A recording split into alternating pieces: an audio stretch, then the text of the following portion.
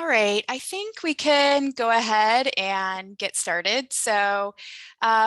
Good evening, everyone, and welcome to today's community workshop on the Low Carbon Fuel Standard, or LCFS.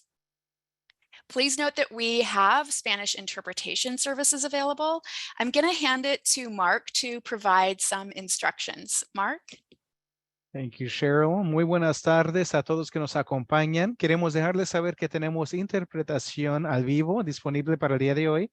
En breve, para poder escuchar el programa en español, aparecerá un icono con un globo en la parte inferior de su pantalla que dice Interpretation o Interpretación. Selecciónelo y de ahí seleccione su idioma Spanish o español y podrá escuchar el programa enteramente en español. And also, for those listening in English, please note we do have interpretation services available. So if any comments or questions, or rather to listen to any comments or questions given in Spanish, you can do the same. You can select the globe icon that will appear at the bottom of your screen in just a moment that says interpretation, and then you can select your language, English. And you'll then be able to hear a live rendering of that comment into English. Thank you, Cheryl. Back to you. Thanks so much, Mark. All right. So my name is Cheryl Liskowski, and I oversee the Low Carbon Fuel Standard program. First, I just want to say thank you for everyone taking their personal time to be here today. We really look forward to hearing from you on your thoughts and suggestions for improving the Low Carbon Fuel Standard program.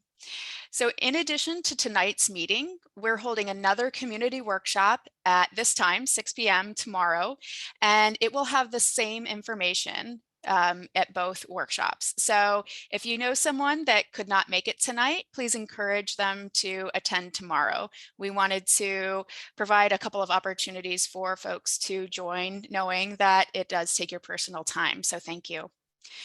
For today's meeting, we will begin with a presentation coordinated by the Leadership Council for Justice and Accountability. I will then present an overview of the program and discuss some of the updates we are proposing. Then we will hear public comment. With that, I'd like to turn things over to Leslie Martinez of the Leadership Council. Thank you. Hi, everyone. Muy buenas tardes. My name is Leslie Martinez, and I'm the Community Engagement Specialist at Leadership Council for Justice and Accountability. First, I just want to thank CARB for their willingness to hold a workshop where community residents throughout the state can provide input on how the LCFS can better serve communities while meeting the ambitious climate goals for our state. Several community residents are joining the workshop tonight and have joined workshops and meetings for months. We hope and we expect the CARB staff and board members will consider and respect the vast knowledge you have heard and will continue to hear from community leaders. We also thank all the folks that have volunteered their time and that continue to share their experiences in hopes of helping CARB create holistic policy that does not sacrifice the health or habitability of communities or worsen the already dire conditions of many disadvantaged communities. We look forward to working with staff and CARB leaders to ensure that the LCFS is rooted in science, truth, and equity. I would also like to thank everyone at the Stanford Woods Institute for the Environment for their work on simulating an EJ scenario for the Low Carbon Fuel Standard rule. As an environmental justice advocate, I'm very thankful for institutions who find value in community-based approaches to policy. And with that, I will turn things over to Professor Wara, and I look forward to learning along with all of you. Thanks very much, Leslie. I really am honored to be here tonight. And I'll just say that this is really a team effort that I'm going to talk about this evening. I'm Mike Wara. I direct the Climate and Energy Policy Program at the Woods Institute for the Environment. And I'm also the interim policy director at the Sustainability Accelerator at our new, within our new School of Sustainability. We've been working with EJ advocates to understand the impact of potential proposals to modify the low carbon fuel standard. And we did that using ARB's CATS model, which is the model that ARB uses to evaluate potential policy proposals with respect to the LCFS. And it was developed internally by ARB.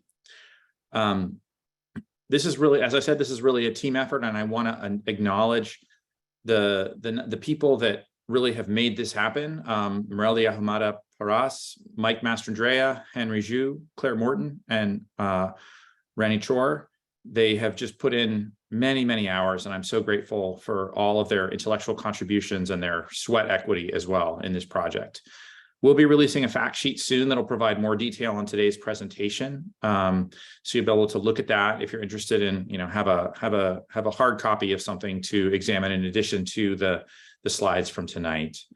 And as I kick off the substantive part of this, I just want to emphasize that the views I'm going to express tonight are my own personal views and not those of Stanford University or the Woods Institute or the new school. Next slide, please. So I think it's first important to set some context. The model we're going to be using, that we're going to be talking about today, and that I'm going to use to discuss what we'll call an EJ scenario, is the CATS model, which is used by the Air Resources Board to evaluate the likely future transportation fuel mix that's incentivized by the low carbon fuel standard. And it does that by finding the least cost solution to meet fuel demand given a greenhouse gas constraint. It does that for each individual year. It doesn't sort of look forward across years or allow for kind of foresight, but in each year it's making that optimization calculation. And that can potentially lead to incentives for alternative fuels that have local impacts in EJ communities, because the model is really focused on cost and greenhouse gas emissions and not other environmental impacts. And if the greenhouse gas reduction assumptions in the language of the low carbon fuel standard, the CI, or carbon intensity, is incorrect or inaccurate for some reason, it might produce questionable greenhouse gas reductions. That's a possible outcome. It's not necessarily, and I do know that there's a lot of effort that their agency puts into trying to make those CI calculations as accurate as possible. So we, after speaking with our partners in the EJ community, we tried to distill sort of two key policy requests as an EJ scenario, and then implement that within the CATS model and compare it to the ARB preferred alternative, which was presented earlier this year in a workshop. One of the key changes to that proposal, the ARB proposal, is to end avoided methane crediting in 2024 instead of 2040. Avoided methane crediting, in case you're not familiar with that term, is basically provides a financial incentive at combined animal feeding operations, big dairies in particular, to capture methane that's emitted by the manure cesspools or lagoons that exist at those dairies. And then that credit is transferred to someone else, and it's used to lower the carbon intensity of a fuel that's used in the transportation system in California. So, for example, hydrogen that's made at a steam methane reformer at a refinery can use that methane credit from a dairy, either in California or located outside of California, in order to claim a low carbon intensity and generate credits under the LCFS. The second change we made was to impose a cap on biofuel crop feedstocks. In the CARB proposal, there is no cap, although I would note that in the CARB presentations around the LCFS, that the agency has raised the growing use of what it calls virgin oils or biofuels, biofuels that are derived directly from soybeans in particular, as an important issue for consideration. We implemented a cap and examined the impacts of these two policies together and what we're going to call tonight the EJ scenario. An additional assumption is important to mention in this context. We spend the banked credits in our modeling that currently exist within the LCFS program. So there's a large amount of credits that have been stored up over the years, and we spend them down. In contrast, in the ARB modeling to date, ARB maintains the bank of credits through the program. They don't spend down the credits. And so that's a way, the credits are essentially a way to spending those credits as a way to kind of loosen up the system a little bit, inject some extra supply of reductions, and they already exist. They're you can see on the LCFS dashboard on the ARB website what the balance between supply and demand for credits looks like, and over time, and how there has been the accumulation of a very large bank, which is continuing to accumulate this year. Next slide, please. Per the ARB's advice, I'm going to focus my discussion today on model outputs through 2030, because in everyone's view, this is the most reliable time period. As you get beyond 2030, using this model, or frankly, any model, the future gets pretty cloudy because of rapid changes that are occurring in the energy system, and especially the transportation system. We know that in 2035, we won't be selling any more in internal combustion engine light-duty vehicles in California. There are many rules that will have taken effect during this period, but more than that, and I think even more importantly, there's technological change and customer behavioral change that's occurring in the transportation sector that have profound effects, and are likely to have profound effects that are hard to predict out beyond about 10 years. So we're being conservative in what we look at. 2030 is also an important year, of course, because it is the SB 32 target year. So there's a compliance obligation that the state has to reduce greenhouse gas emissions overall by 40% relative to 1990 levels. A key element of our analysis, and I want to spend some time talking about this, is that as a part of our modeling work, we sort of pulled up the hood on the model, and we discussed this issue with the Air Resources Board, and we concluded that the assumptions used by the Air Resources Board in their earlier modeling for their scenario development of the preferred alternatives are out of date in ways that drive the model results in important respects.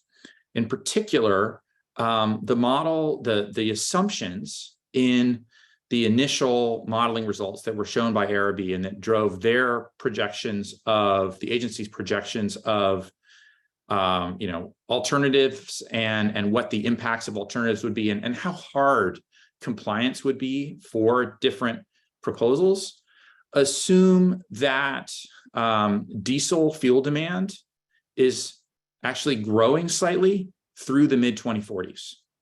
And we believe that that's not consistent either with analysis in the scoping plan that was adopted last year, or more importantly, in binding regulations that ARB has recently adopted, Advanced Clean Cars 2, Advanced Clean Trucks, and Advanced Clean Fleets.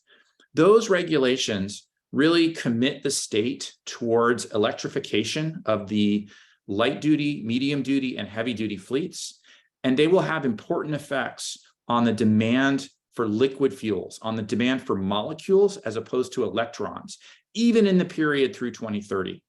We made a preliminary update to the energy demand assumptions, kind of the assumption about how much liquid fuels the models need to supply, whether from traditional fuels like gasoline and diesel, or from biofuels like renewable diesel, biodiesel, and ethanol.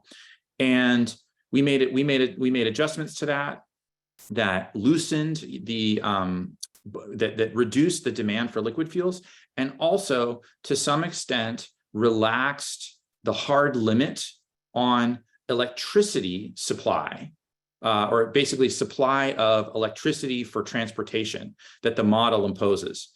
ARB, in our conversations, has suggested that they are in the process of updating their own baseline and will be providing a new set of assumptions. It's not clear when that will happen in this rulemaking process, but we found that using the old assumptions is so distortive of the results that we made an attempt at a preliminary update to those assumptions. We're continuing to work on how to design what we think is a really sort of a more perfect update to the assumptions, but I think it's a critical issue, and I'll be excited to see ARB's work when they're done with it, and how that affects their modeling results as well. Next slide, please. So just to give a little bit more color on the two adjustments that we made to create an EJ scenario, I mentioned phase out of avoided methane in 2024. It allows, avoided methane allows for capture of methane at dairies to be credited to fossil gas use of energy facilities like refineries. And it provides significant subsidies to confined animal feeding operations and the use of existing refinery capacity. So it's typically used today to create a very low, or the crediting of a very low carbon fuel by combining capture of methane at a dairy with the use of an existing steam methane reformer to produce hydrogen from fossil natural gas at a refinery. Both of those things create some local air pollutants and are of concern to the EJ community, which is why in the model, we adjusted the carbon intensities of certain types of renewable fuels from the very large negative numbers that are shown here in blue with the avoided methane crediting to a number that reflects their carbon intensities without avoided methane crediting. So you can see the orange number. You go from minus approximately 300 for CNG from a dairy to about 40. Refinery hydrogen with dairy credits goes from about minus 350 to 40 or approximately, and similar for electricity that's generated from natural gas, but where the natural gas is credited with a dairy credit. Next slide, please. In addition, as I said, we implemented a cap on crop oils at 1.2 million DGE, diesel gallon equivalent. I won't worry you too much about what that number means, except to say that without that cap, using the ARB preferred scenario, an additional 500,000 acres of land are needed, using the most conservative assumptions about how to calculate that land conversion. And it's important to note that in the modern context, the marginal land for soy production, which is where most of the virgin oil is likely to come from, is often provided by destruction of Amazonian rainforest. ARB does have, and was frankly a path-breaking leader in including indirect land use emissions as a part of the LCFS, but that was more than 10 years ago. The science has advanced substantially, and ARB is not updating, or has indicated that it does not intend to update its ILUC calculation as a part of this rulemaking. So there's but has noted that crop oils are a concern. Virgin crop oils, virgin biofuels generated from virgin crop oils, and in order to sort of constrain that and try to limit this kind of both destruction of land, of undisturbed lands and conversion to soybean production, and also hopefully improve the overall greenhouse gas emissions performance of the LCFS, we imposed a cap. And the cap is roughly at a level that's consistent with where we are now, or where we are rather in the 2021. Next slide, please. So key findings of our work. One is that the EJ scenario is workable. It's reasonable. It's also consistent with, at least as we understand it, stated Air Resources Board priorities.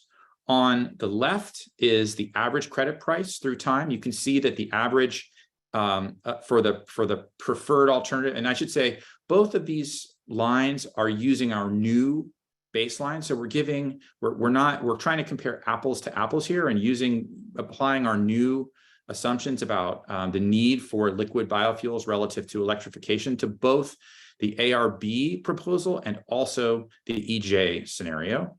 And you see here that the average, once those new assumptions are applied, the average baseline credit price until 2030 for ARB scenario is about $90.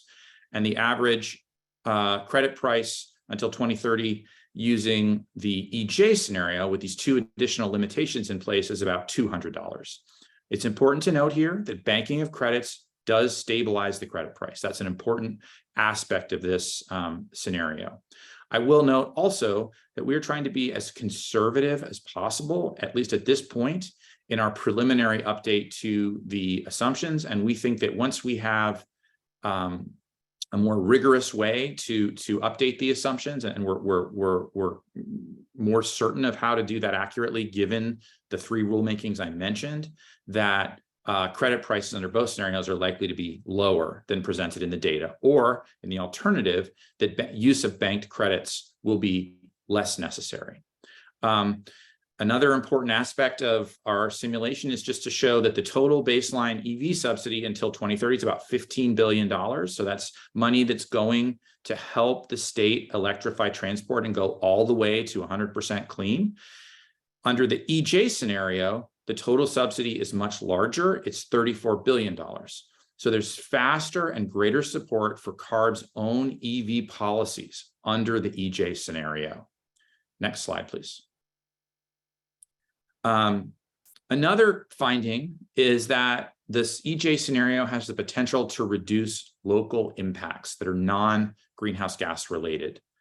One aspect of this has to do with the use of liquid biofuels. The EJ scenario relies less on liquid biofuels, at least to 2030, than the baseline scenario that ARB's produced. And this is likely to lead to reduced refinery air pollution, because liquid biofuels have to get made just like any other kind of liquid fuel at a refinery, and that causes local air quality impacts. In addition, our work indicates that the change in the rule regarding crediting of dairy methane substantially reduces the amount of dairy gas used in the EJ scenario relative to the ARB scenario. In the baseline, 49 million MMBTU is used of dairy gas to 2030, and in the EJ scenario, just 12. Next slide, please. So in addition, I think it's worth noting that the EJ scenario is likely to avoid, or at least reduce unintended climate impacts, including land conversion that leads to greenhouse gas emissions. This is the turning a forest into a farm for crop-based biofuels. It's likely to reduce economic concentration in the dairy industry at large confined animal feeding operations. It reduces the use of liquid biofuels that emit local air pollutants. It reduces the use of hydrogen produced at existing steam methane reformers that emit local air pollutants. And I think this is really important to emphasize. The LCFS is intended to be a policy that transforms hard to transform industries.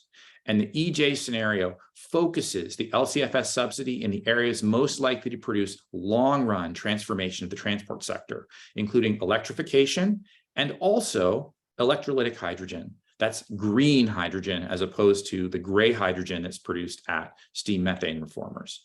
And those are both stated goals of the Air Resources Board in their other rulemakings, including the scoping plan and the three electrification-focused rules I mentioned earlier, ACC2, ACF, and ACT. Next slide, please.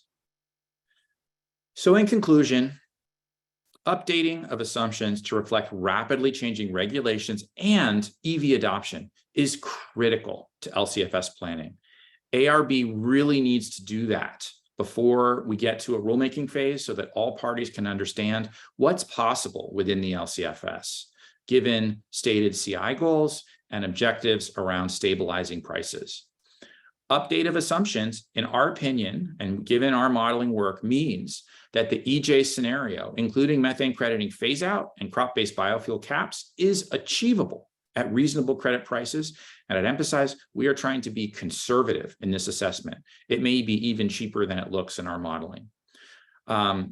We think that our modeling suggests that the EJ scenario could achieve ARB's goals while lowering impacts in EJ communities and potentially improving the overall climate outcome. Thank you very much.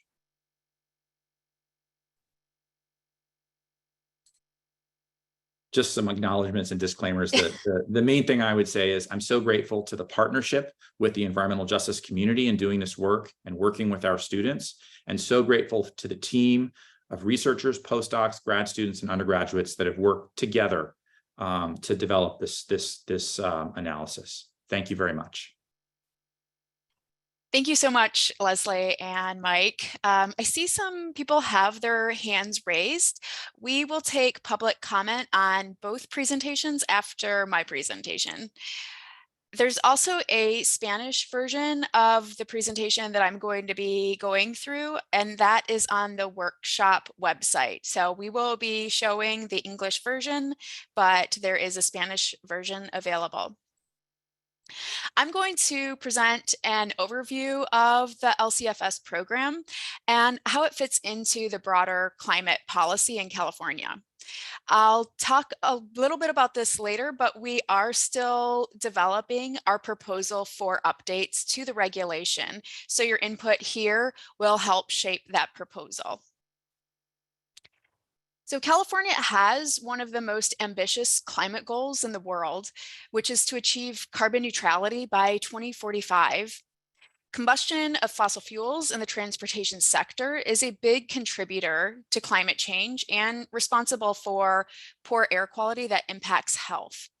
So CARB has a dual mission to address both climate change and improve air quality. And so we're working across both of these areas to reduce fossil fuel use.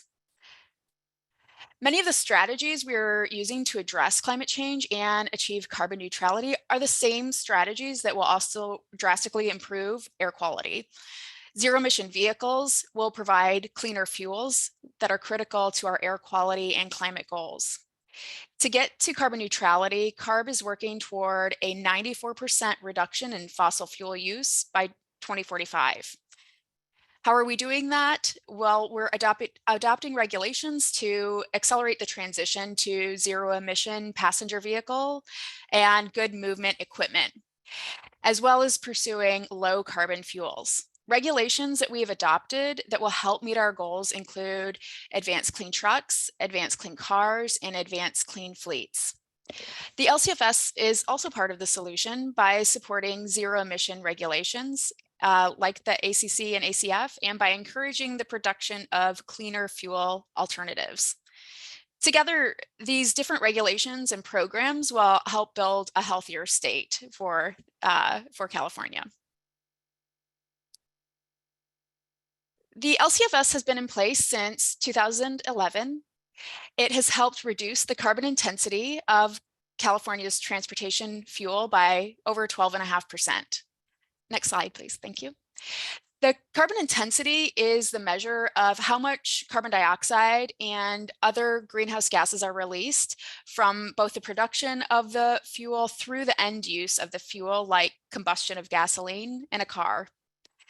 The LCFS has supported the displacement of over 25 billion gallons of petroleum fuels with lower carbon fuels. The increased use of these fuels has displaced fossil fuels and provided air quality benefits to California.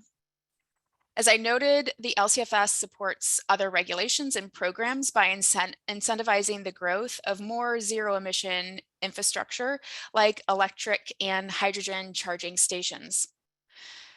The LCFS also directs money from electric charging to promote transportation electrification.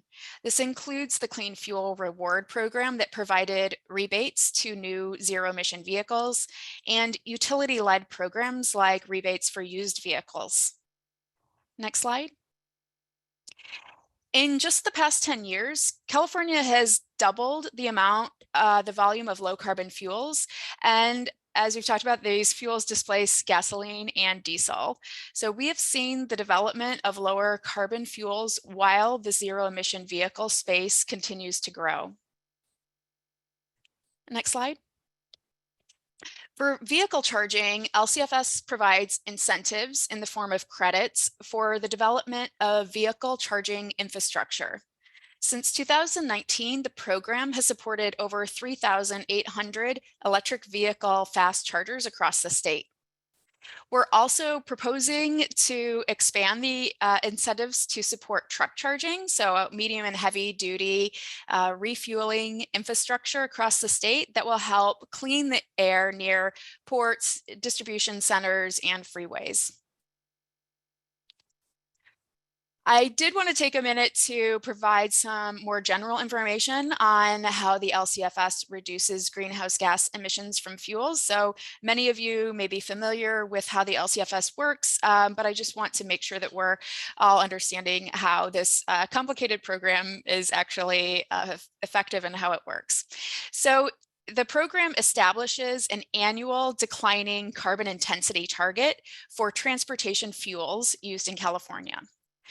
The carbon intensity is the measure of greenhouse gas emissions associated with producing, distributing, and consuming a fuel, which we call the life cycle emissions. The lower carbon a fuel is, the more credits that can be generated in the program. And each fuel that generates credits in the program has to go through an evaluation by CARB staff and third-party verifiers to validate that the fuel is in fact low carbon. This evaluation happens before any credits are issued and annually thereafter when the fuel is reported and generating credits in the program. This chart shows the carbon intensity goals established in our regulation. The stringency of the regulation increases each year, meaning that the carbon intensity of the fuels must decline each year. The black dots on the gray line are the annual targets that are established in our regulation. Fuels below the line have a lower carbon intensity than the goal, and they generate credits. The credits can be sold to others who need them to comply with the regulation. Some of the fuels that generate credits are listed next to the chart and include fuels like Mike was talking about, renewable diesel, biomethane, electricity, and sustainable aviation fuel as well. The green line shows our progress toward these goals.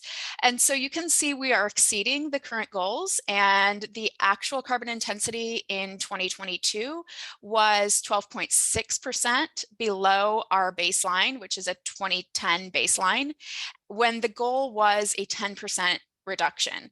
This means the program is working well, and we achieved even more than what we established in the regulation, resulting in more greenhouse gas and air quality benefits. Some of the other features in the regulation include a price cap on credits to reduce cost impacts to fuel consumers. As I noted before, the program has a high standard for fuel producers to ensure the accuracy of what fuel producers are telling us that they're providing in the state. The LCFS also provides funding for vehicle rebates and equity projects.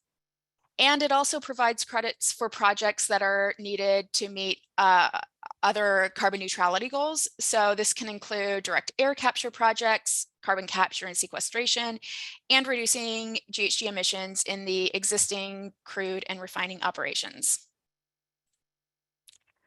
The LCFS leverages support from other programs that further incentivize the production of clean fuels. So we leverage funding from things like the Federal Renewable Fuel Standard, federal tax incentives, and state and grant rebates that also help to lower the cost of these fuels coming to California.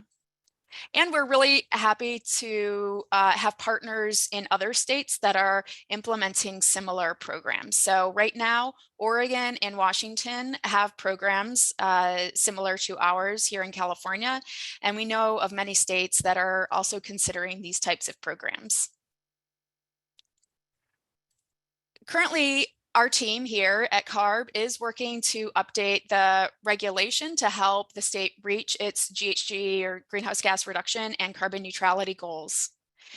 Key parts of this update that we're working on for an eventual proposal to be put out to the public include increasing the stringency of the program to displace fossil fuels, supporting electric and hydrogen truck refueling, including aviation in the regulation to help decarbonize jet fuel, incentivizing more production of clean fuels needed in the future, such as low carbon hydrogen, and supporting methane emission reductions and deploying biomethane for the best uses across transportation and other sectors.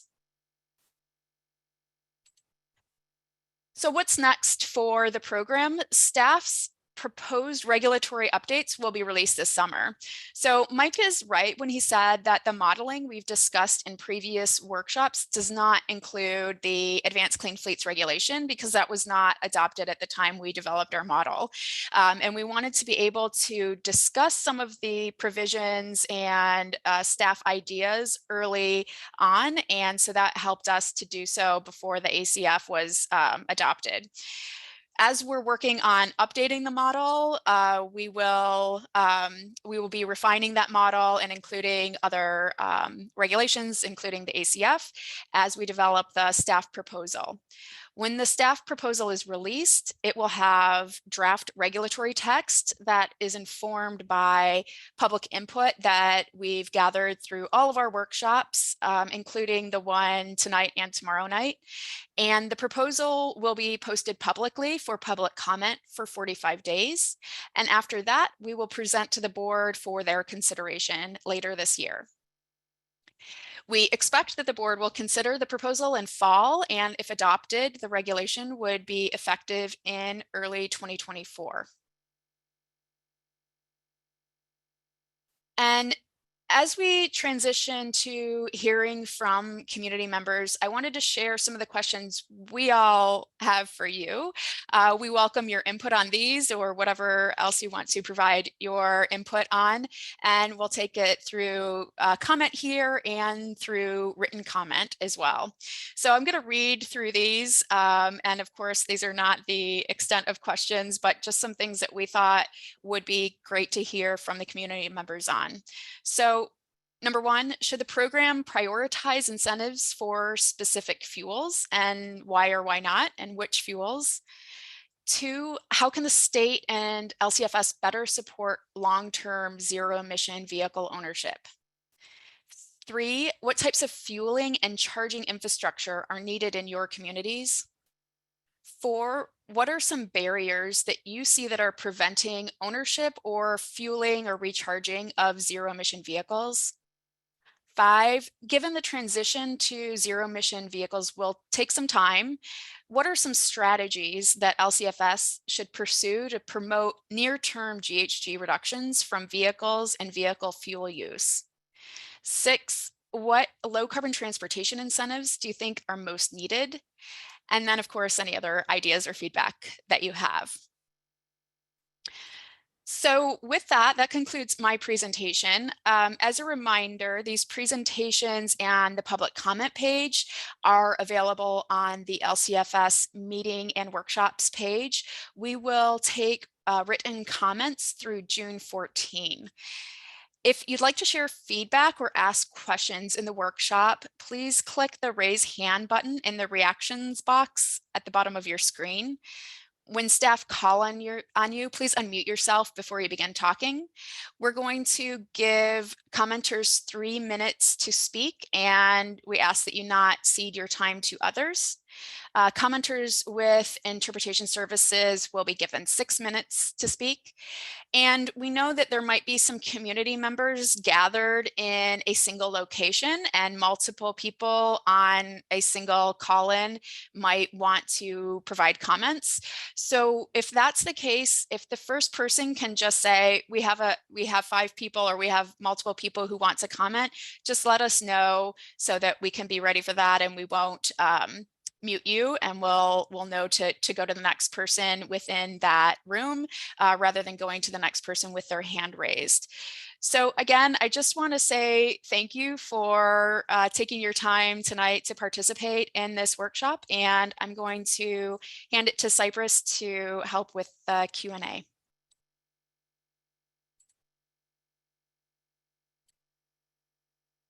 Hello, everyone. Okay, so I see we do have a couple of hands raised. So I'll just start with the first person I have, Kevin Hamilton. I'm going to allow you to unmute yourself, and then you can go ahead and speak. Thank you.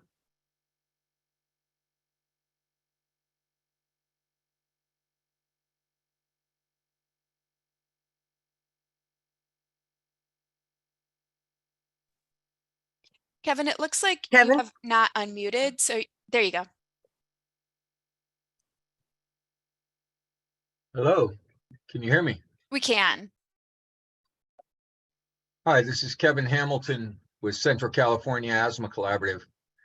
I was just curious, I was reviewing one of the permits and I was a little surprised to see that this program would actually bring RNG from a lamb farm in New York to by diesel truck, a tube truck, all the way to Ontario, California, to have that be harvested, that gas harvested for hydrogen and then sent further on in another truck.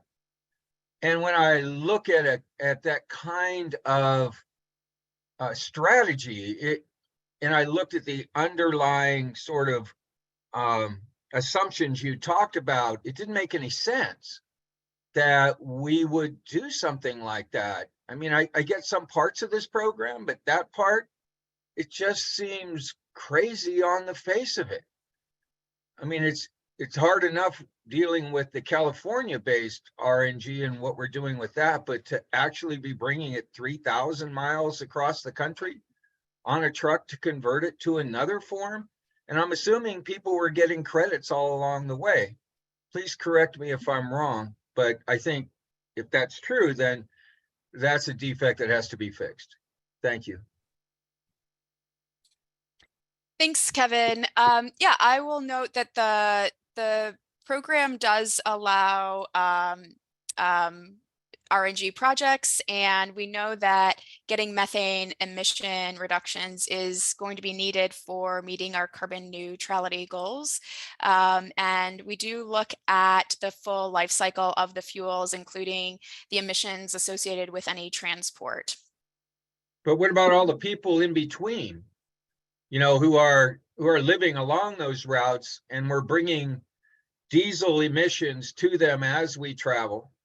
And then at the source at each end, of course, where these trucks are all gathering, we've got additional fuels, especially in Ontario, as we know, which is loaded with warehouses, industry, and distribution centers. I mean, are we considering all these pieces in the life cycle, including the criteria pollutants and black carbon? Or are we just looking at the carbon itself in the form of carbon dioxide? Yeah, I will note that we allow the book and claim of RNG that's pipeline injected. So I'm not sure that it's being trucked all the way, but I understand your point. It's there is pipeline injection allowed for RNG, and we have discussed some proposals for what we want to do in the next rulemaking related to deliverability requirements.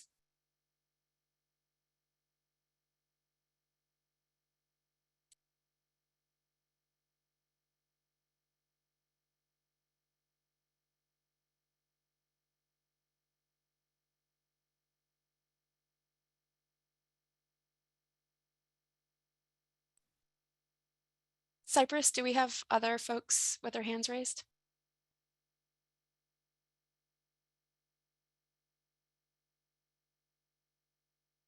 Hi, yeah, let me just get to the next person, just a moment.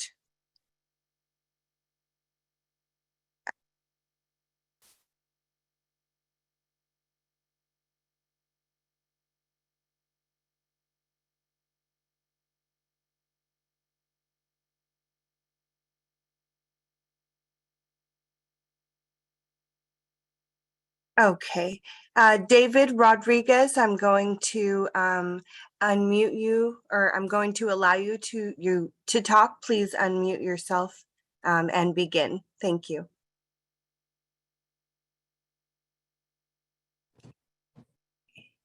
Hello. Hello. Hi, we can hear you. Okay, so I'm actually here with David, but it's going to be a total of 3 of us doing comments. And then the one going at the end is going Yolanda. She is going to need interpretation, so the 6 minutes. Okay, thank you.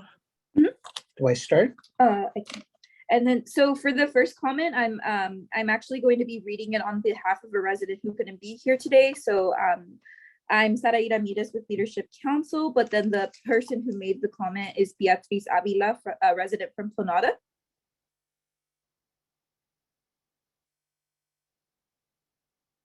Okay, you can go ahead and begin whenever you're ready.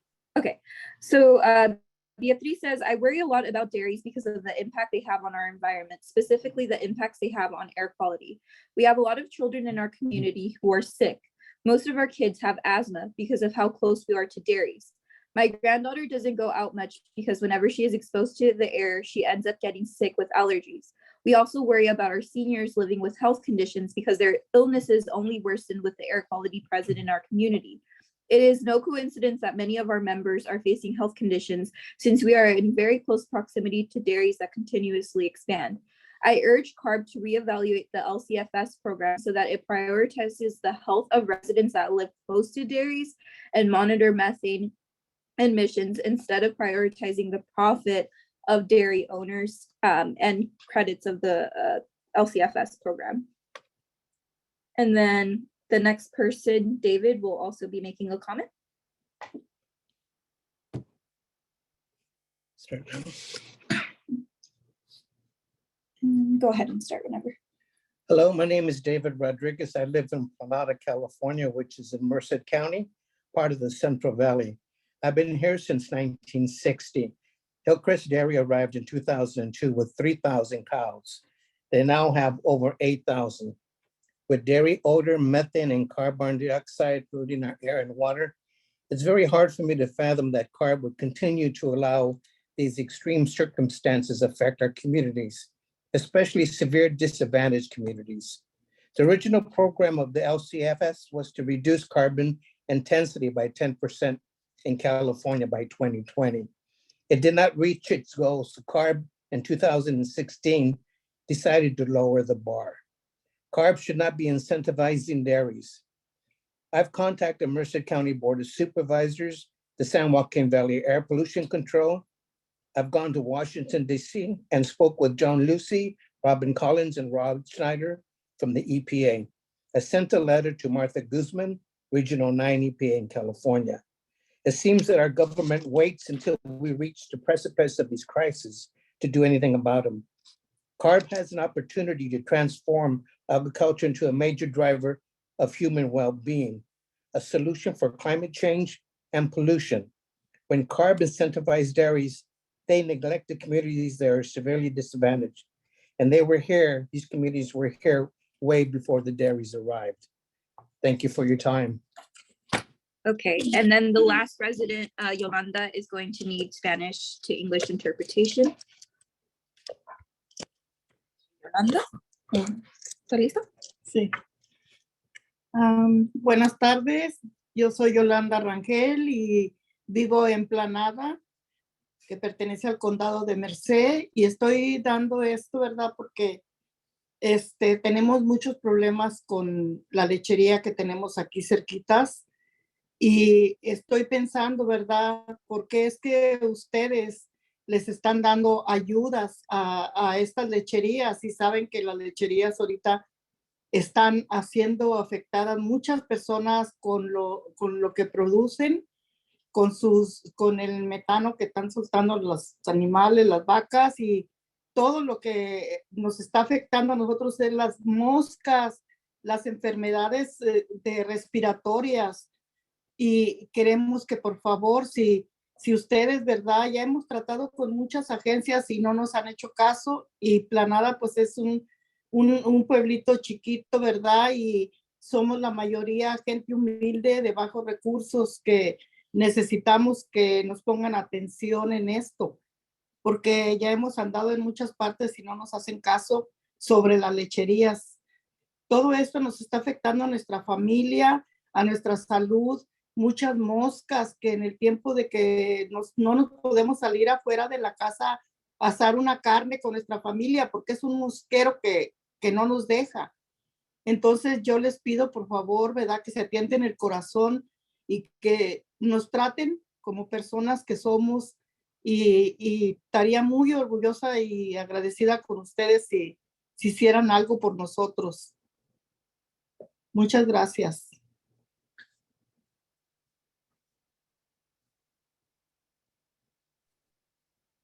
Thank you. Is that all the speakers from this? Yes. Okay, thank you.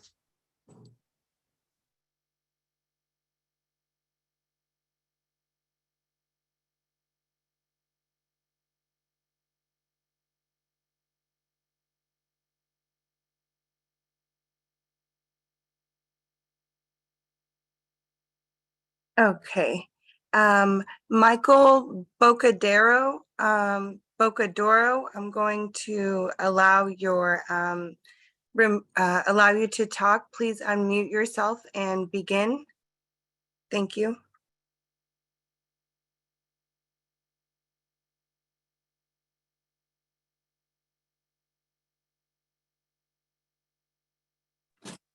Thank you. Can you hear me now? Yes. Very much appreciated the presentation from Professor Wara from Stanford. I was a little surprised, however, to see that the analysis only considered the impacts to the LCFS program and failed to analyze the impacts to the short-lived climate pollutant program of his proposal to limit avoided methane, as well as to the state's scoping plan overall 2030 goals. That's an important consideration, recognizing the LCFS program is only one component of the overall 2030 plan to reduce greenhouse gases in California by 40%. In failing to do that, it really masks what the implications are. So let's take a quick understanding of what would happen under Mr. Wara's scenario of eliminating avoided methane. First, livestock methane reductions in California would come to a grinding halt, with existing dairy digesters, which are providing over 2 million metric tons of CO2e already today, and are being counted on to provide over 4 million metric tons of reductions by 2030, would all be lost. $2 billion in investment, $700 million by the state, and $1.4 billion by private investors would all be stranded.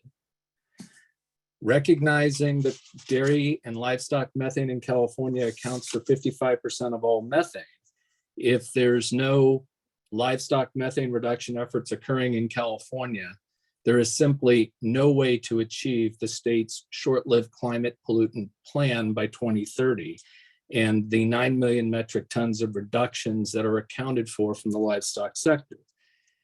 Recognizing that the short-lived climate pollutant reductions account for approximately 1/3 of the overall 2030 greenhouse gas goals of the state, Mr. Wara's analysis would put California on a course to complete failure by 2030 to achieve the state's GHG reduction goal. The reality is, and has been reported in every legislative hearing held in the legislature this year, the dairy methane reduction program is critical to the state's overall goals. The LCFS program is critical to dairy methane reduction. If you eliminate that, you're eliminating the state's ability to achieve the 2030 goals. Not clear to me how that is a solution for the LCFS program, and it certainly is not clear to those of us who understand the broader implications of Mr. Wara's proposal on the state's short-lived climate pollutant plan and on the state's overall 2030 goals. Failure is not an option for California, and I'm shocked to see a professor from Stanford would be recommending such a course of action. I fully believe he understands the implications, but failed to present those today, and that's truly unfortunate. The dairy methane reduction program is critical to the state. It needs to continue to operate. The argument that these projects are causing impacts to communities like Planada, the Hillcrest dairy that was mentioned in the previous comments, does not have a digester, is not participating in the LCFS program, and cannot be incentivized by that program that it is not participating in. So I think it's really important that folks get their facts straight and their concerns straight as to what might be driving some of these impacts that they claim they're concerned about. It's truly unfortunate that we have Thank you. sit Thank through you. this discussion. Thank you. Thank you. Thank you, Michael. Okay, so we're going to be moving on to Bill McGavern. Bill, I'm going to allow you permission to talk. Please unmute yourself and begin. Thanks. This is Bill McGavern with the Coalition for Clean Air. Kevin Hamilton rightly brought up the issue of life cycle analysis, and I agree with him, and I think it should be a principle that the LCFS, like any other measure of the state, needs to avoid inflicting damage on communities in California and elsewhere that are already suffering from environmental injustice. The LCFS has a number of advantages. It's helping to push our transportation system toward zero emissions. And it also helps to put lower carbon fuels into the combustion engines that remain on the road while we're making the transition to zero emissions. So because the advantages of the LCFS, we support an increase in stringency, and we support an acceleration mechanism to make sure that we're getting all the benefits of that increase in stringency. We also support the addition of aviation fuels because that's an important sector and difficult one to decarbonize. But I want to address specifically the question of how we spend the money on transportation electrification that is gained through EV charging credits. And currently, most of that money is going to the Clean Fuel Rewards program. And I think it's time to wind that down and to put the money into meeting our needs to clean up medium and heavy duty vehicles, and also to providing clean mobility for all Californians in their personal transportation. Right now, the Clean Fuel Reward is not really big enough to make a difference in somebody's decision of what car to buy. It is dwarfed by the large federal tax credit, and it has no real equity provisions to it. So, and I think that the governor and the legislature have actually recognized that it's time for the state to stop subsidizing people who can already afford to buy electric vehicles. That market is strong enough that people who can afford to buy EVs, they're already making that decision. And we need to instead direct our efforts towards helping people with low and moderate incomes to access clean mobility. And that's why the state is in fact winding down the Clean Vehicle Rebate Program. And we should do the same thing with Clean Fuel Rewards. What should the money go to? Well, there's a crying need to build out the infrastructure for charging and fueling our zero emission buses, trucks, other forms of heavy duty equipment. And in the light duty sector, we need to fund those equity projects. And that could include helping people to buy a new car, but it also could involve providing them mobility that doesn't rely on car ownership. And I thought your questions were perhaps overly oriented towards owning a car, when we should also be funding car sharing and on-demand transit and electric bikes and protected bike lanes. So I hope you consider those ideas, and thank you for hearing my comments. Thank you. And I'll just note more broadly that we are taking notes on these comments. So as I mentioned, this will help us to fully develop our proposal. So we may not respond to each comment, but appreciate them, and we are definitely taking notes. Thank you.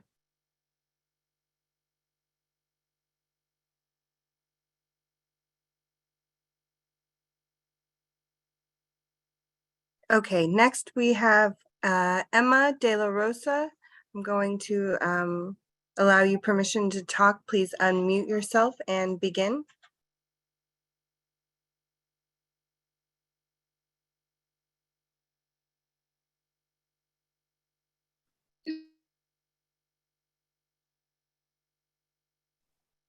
Hello, this is Emma de la Rosa with Leadership Council for Justice and Accountability.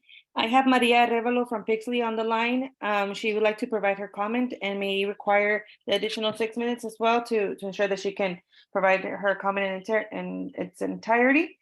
She will be providing her comment in Spanish. Maria? Hola, mi nombre es María Arevalo. Vivo en Pixley desde 1967, 47 años viviendo en Pixley.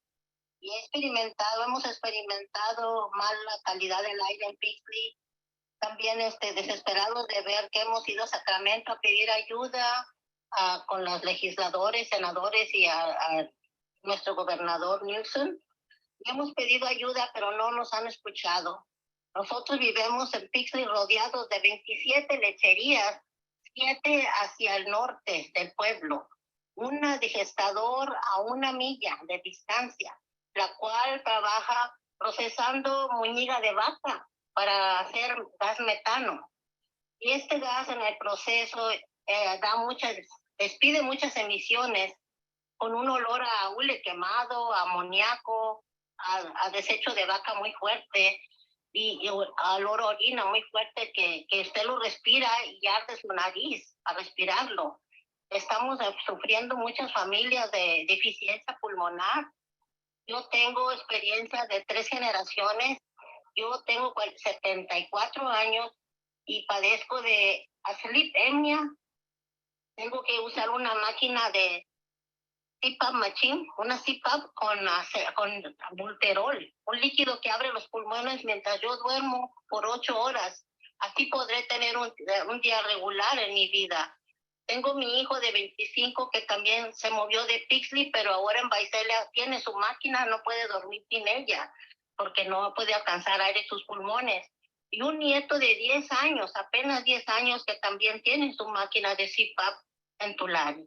Entonces, esto es la historia de toda nuestra comunidad en Pixley, porque estamos rodeados de tanta lechería. Se están uniendo, 15 lecherías se han unido a un digestador que se llama CARB, que está procesando la muñiga de vaca para el gas metano y despide muchas emisiones.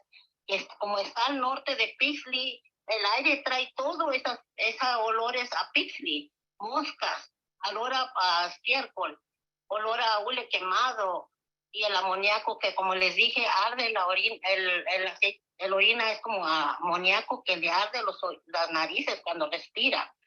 Todo esto está causando muchas enfermedades en mi comunidad.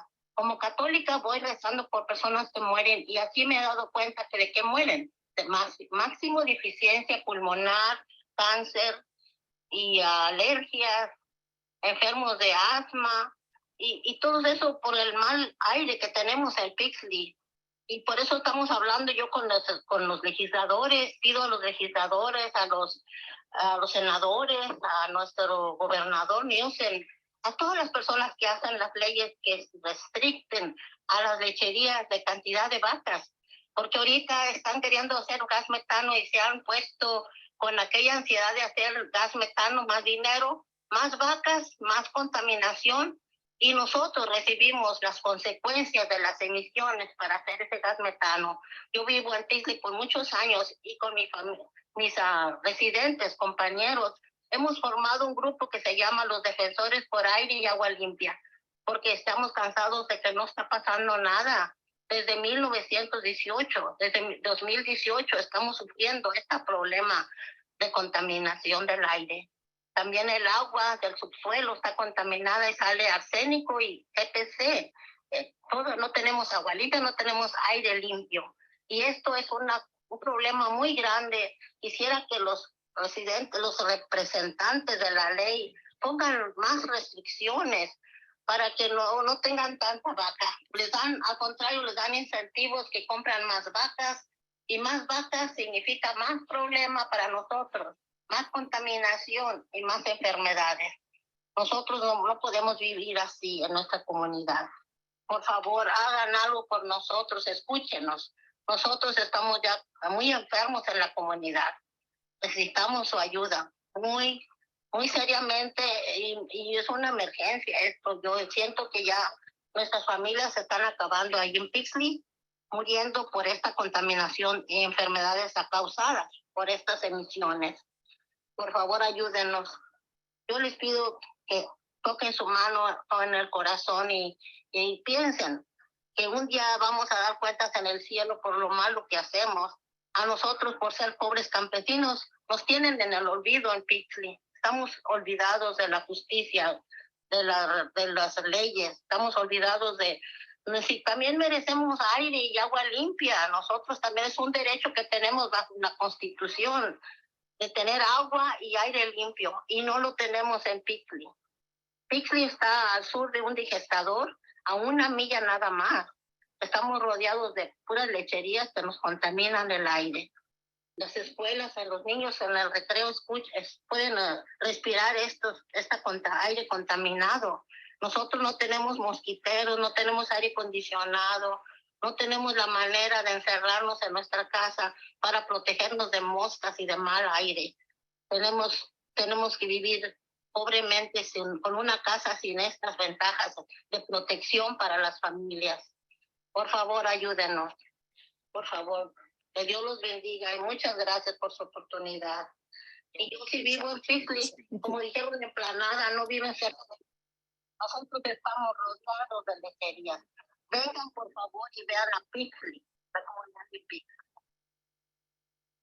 Gracias, María. Muchas gracias. Thank you. Emma, did you have other speakers or is that it? It was just María. Thank Okay, you. thank you so much. Thank you. And next we will move to Colin Murphy. Colin, please unmute yourself and begin. Hi, thank you to the program staff for putting on this workshop, and also to Michael Wara for the presentation from Stanford. Certainly look forward to continuing to have conversations with him about modeling. I wanted to bring up 2 main issues related to equity and environmental justice. And for those of you who don't know me, I probably should introduce myself. I'm the Deputy Director for the Policy Institute for Energy, Environment, and Economy at UC Davis. And we also house the Low Carbon Fuel Policy Research Initiative. We do a lot of research on LCFS related issues. A couple of recent studies that have come out from myself and my colleagues at UC Davis, one where we looked at a proposed expansion of Oregon's Clean Fuels program, which is based on a model very similar to California's, and another that looked at the adoption of a broad policy of a broad portfolio of low carbon fuels and technologies in California, both of which showed not only improvements in air quality from these programs, but reductions in the disparity in air pollutant exposure along both income and ethnic lines. And so what this means, at least in the Oregon case, is we found a very strong relationship between the proposed expansion of their program and reducing disparities in air pollution exposure, and sort of improving the environmental justice situation there. In California, we didn't have as much modeling that made quite a strong link between the policy and the outcome, but we would expect to see similar things. We have several projects ongoing. So I will include links to those in the comments that we submit. Also, certainly happy to have anybody reach out, and are happy to provide those and discuss them. My email is cwmurphy@ucdavis.edu. I also wanted to throw out one other proposal that we're working on. It's been submitted for funding to 2 different sources, and we're hopeful we're going to begin this in the fall. But we are trying to put together a group of people who work with community-based organizations that focus on equity and environmental justice issues to try to develop a more fully fleshed out idea of what an equity-focused LCFS might look like. So it's really to take the basic ideas and the spirit of what Professor Wara and his team at Stanford are doing, but spend a lot of time really digging into the depths of transportation modeling and the kinds of quantitative modeling that underpin all of the tools we use to evaluate changes to the LCFS. And we want to co-create both new modeling tools to let us ask and answer more interesting and important set of questions, as well as to co-create new policy designs. So right now, as I said, we've submitted this for funding. We're waiting to hear back from the funding bodies, but we are cautiously optimistic it will move forward. But once that happens, we're going to be putting together a group for a regular series of meetings over a period of several months. And we will have support available to the organizations to help offset the fact that this would take a non-trivial amount of time. So Again, for organizations who are interested in potentially partnering on this work, you can reach me at cwmurphy@ucdavis.edu, and I'm certainly happy to continue this conversation and hear about the attention on this moving forward. Thank you.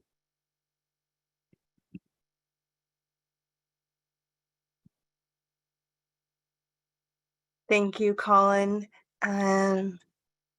Next, we will hear from Kenia Jimenez. Kenia, please unmute yourself and begin. Hello. Hi. We can hear you. Thank you. My name is Kenia Jimenez from the Leadership Council, and I will be reading a short comment on behalf of Josefa Gonzalez. She's a resident from Pixley, California, but she was unable to join us for the workshop. She says, CARB must regulate the dairy industry. We have to endure the flies, the odors, and the air quality impacts. Many people in my community live with asthma. The dairy industry impacts our air and our water quality. I worry about our safety and our health. CARB must have regulations on the dairies.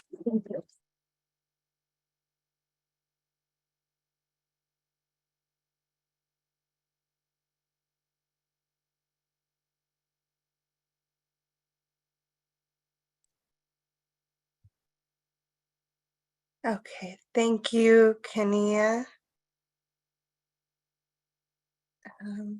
Next, we will hear from Art Van Beek. Art, please unmute yourself and begin.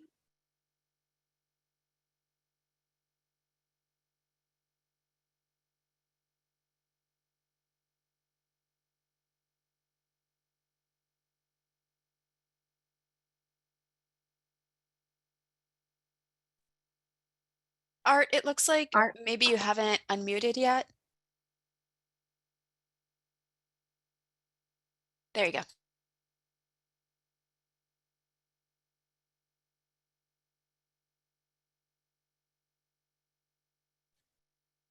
We still can't hear you, Art.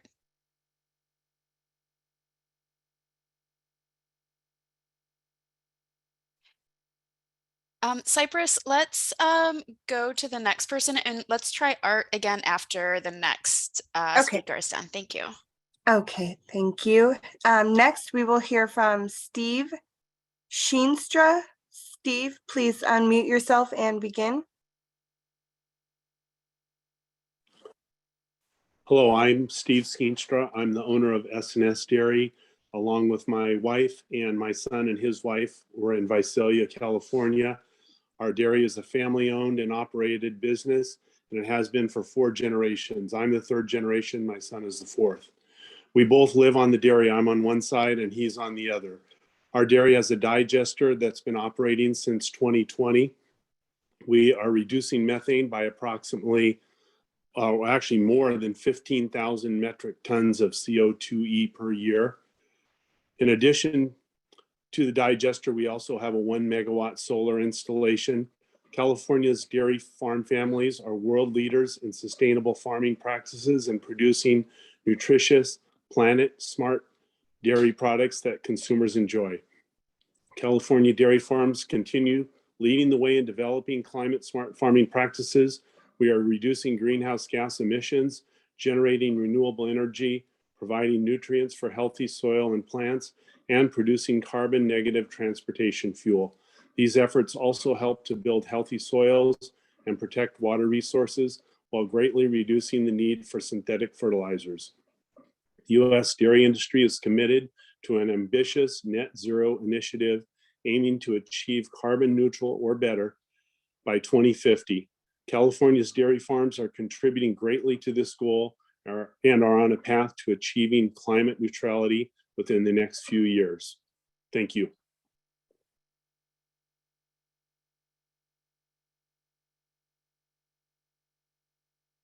Thank you, Steve.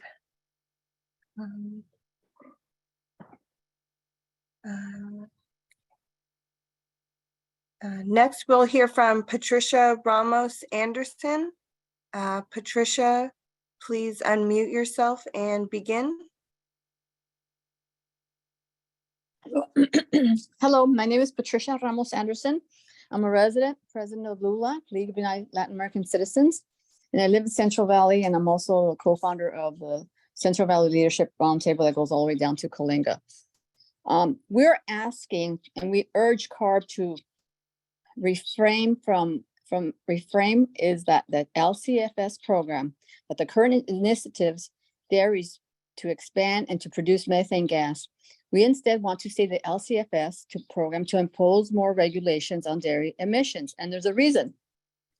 Public health, quality of air, and public safety, especially on site and when they're being transported, it's versus profits. Profits for a private business that's using government subsidies to profit those that are going to be rich against the residents, the immigrants that cannot afford electric cars now, and the laborers that pick our fruit and vegetables for us. What's important is that it's the participation. We've been told that we cannot create changes now because it's too late. We're too late at the table. For the past 20 years, approximately 18 years when CARB and then LCFS program started, yet both of them had been working with dairies and the methane industry. But they forgot one thing. They forgot the local communities, our families, our friends, our neighbors, the general public were not informed for the past 18 years what they were up to. We never were invited on the onset of any community meetings, public opinion, never had a chance to give input. Without any meaningful community meetings, outreach and impacted communities, and also no bilingual information, notifications, translations at meetings, both entities from both CARB and LCFS failed the community, the public taxpayer, and the ones who were impacted. So for the past 2 years, we finally were invited to be at the table to be informed. They endangered our communities, our public health, but especially the quality of life of our children, even at the schools and during our summer breaks. It was very deceitful in appearance, and that we were being told now that we're still too late to be on the table to give input to create the change of what they're proposing now. That is wrong. That is denying people the right to a voice. Ahead of time, they had 18 years. 18 years they were planning this, working closely with the dairies and working closely with the methane industry. But they failed the public taxpayer, the public resident, and the communities that are being impacted are the most lowest, hardworking people that make low incomes, and in their lifetime might never see an electric car or afford one.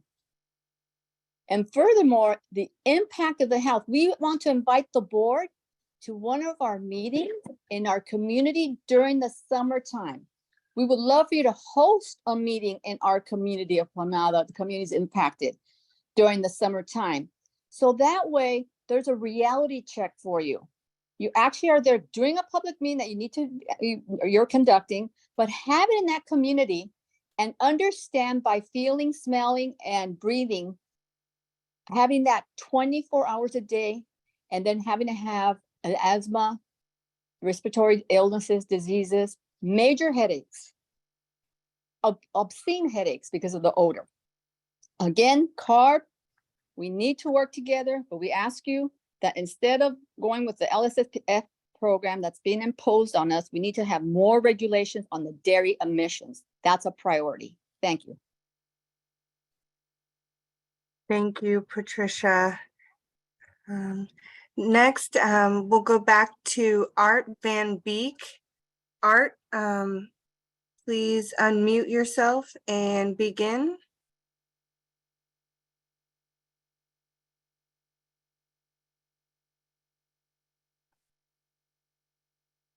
Art, we cannot hear you. Please unmute yourself.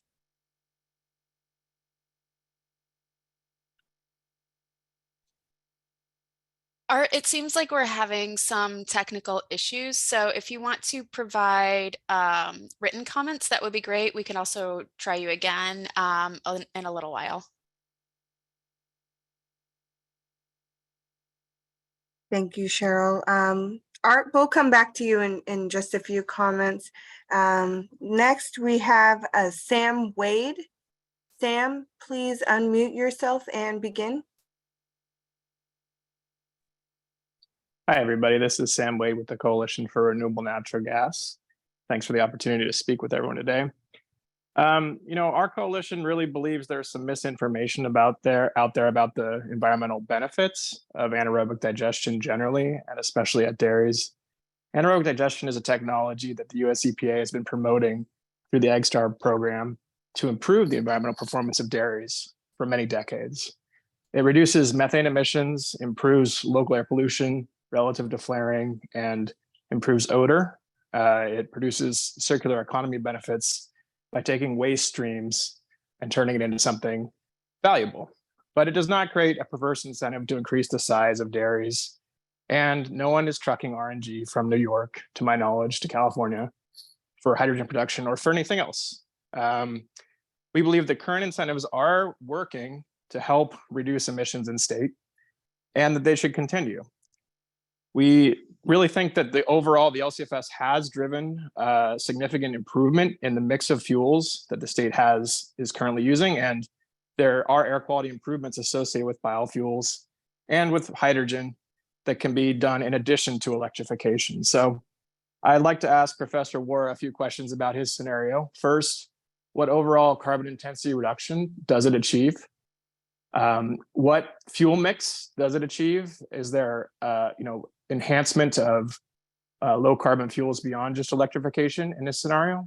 And then finally, what else does he believe will drive methane reductions in the dairy and waste sectors in the absence of LCFS being allowed to continue to do that? Thank you.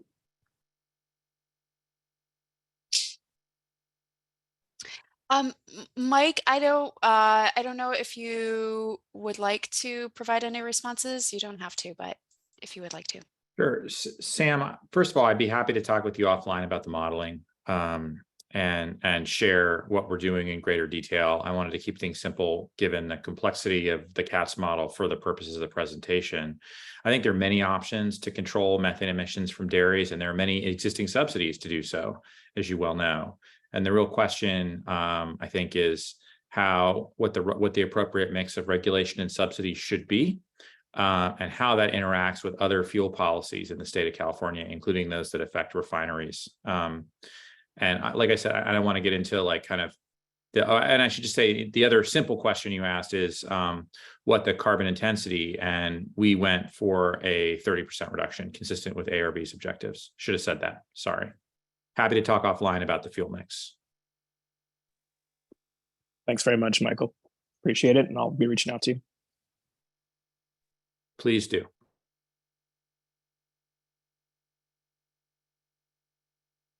Thank you, Sam. Next, we will move to John Vanderpool. John, please unmute yourself and begin. Hello, can you hear me? Yes. Hi, I'm John Vanderpool from Whiteside Dairy in Wasco. I'm a third generation dairy farmer. I have my family working for me on this dairy operation. I have my two sons, my two daughters, and a son-in-law. We farm. We installed a digester last year on our dairy operation, and it's been a help in what we do as a dairy here and helping the environment. The LCF program has been part of that and helping us achieve this. We're all about trying to do things better for the environment and for my family. We currently live on the dairy. I have two grandchildren that are growing up and looking, and they are involved with our operation.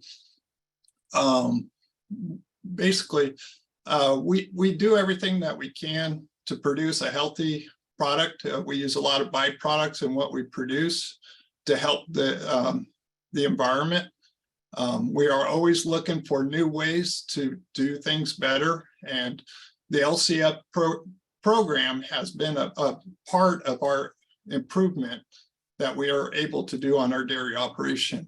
And so just wanted to continue to have that program available to us to keep making things better for the environment, for our family, and for our future families. Thank you.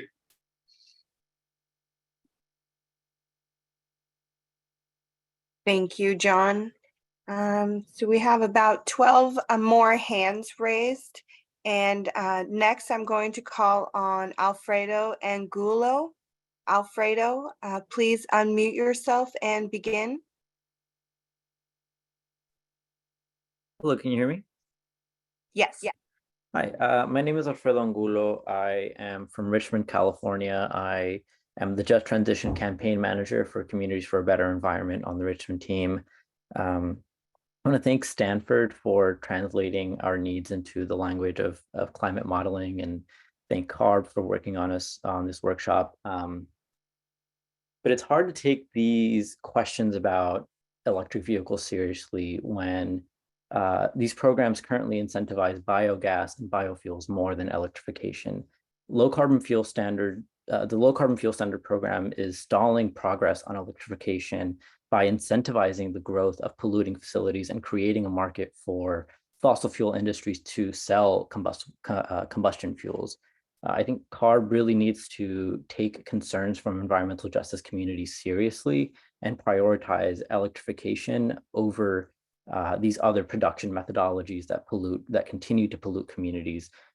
Frontline communities like mine in Richmond are looking for these sources of pollution to go away. In Richmond, we have the second largest refinery in the state of California, the oldest refinery on the West Coast, the single largest source of particulate matter emissions, and investments that incentivize alternative fuels allow for polluting industries to continue poisoning our communities. We also want to note how important it is for CARB to move away from using avoided methane crediting. This crediting will harm many of the same communities that CARB is claiming to protect. Communities like those that we've heard from today, living around factory farms in the Central Valley that face higher than average levels of cancer and other chronic illnesses because of their exposure to pollution from these farms. These impacts are only going to worsen as credits incentivize dairy farming to increase capacity and create more manure, more air and water pollution, and more climate warming methane emissions. You can say that these programs are increasing air quality, all that we want, but we know that for one, that is definitely not always the case. And it doesn't really matter for communities, like I said, like in the Central Valley, who are dying of cancer anyway. Again, the state needs to really fossil on protecting environmental justice communities that have been most harmed by fossil fuel production, by energy production in the state and in the country, and invest in mass electrification and stop allowing for oil companies to push these false solutions. These programs serve not to protect our communities, but to protect big oil's ability to pollute and profit off of our natural resources. Thank you. I yield the rest of my time.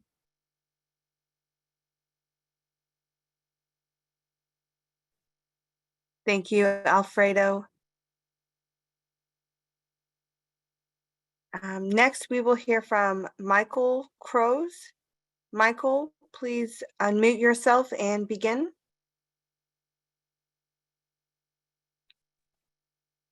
Good evening. My name is Michael Cruz. I'm a dairy farmer in Tulare County. I live on the dairy facility with my wife and 3 children. I'm a 4th generation dairy farmer, and I'll actually have a son returning here in a month or so to make my operation a 5th generation.